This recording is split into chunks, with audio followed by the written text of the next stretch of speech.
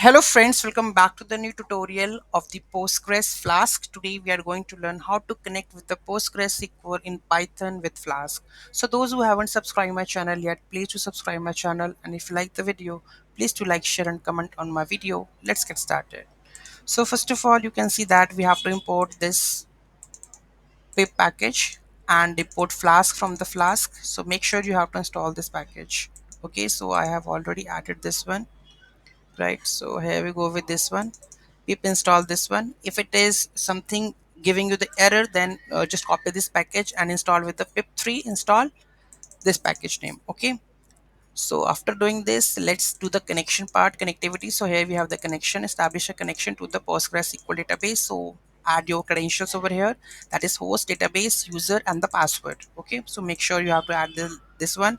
On the index, what I do is just make connection cursor, okay, and then execute the query from here.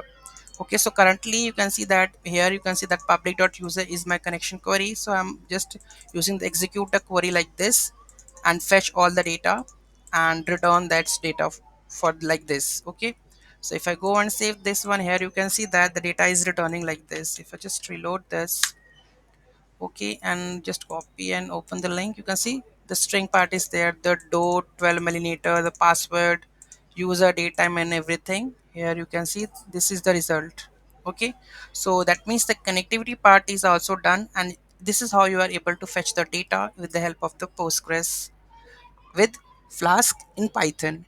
Any doubt, any query in that, do let me know in the comment section. Thank you so much for watching this video. Have a great day.